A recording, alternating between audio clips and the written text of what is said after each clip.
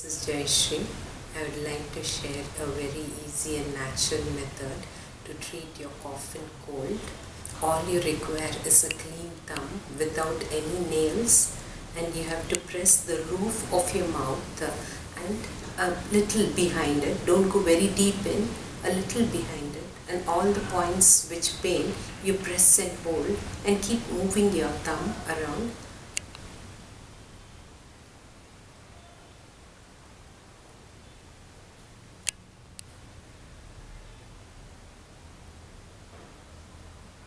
So do this for a minute or two and start off as soon as the cold starts, or if you have a very severe cold and cough, it takes about 2-3 days, and do it 2-3 times a day, and press only when you have an empty stomach or 1 hour after food. And even if your kids have cough and cold, please do press it for them. I would like you to share this with others and try it out. Thank you.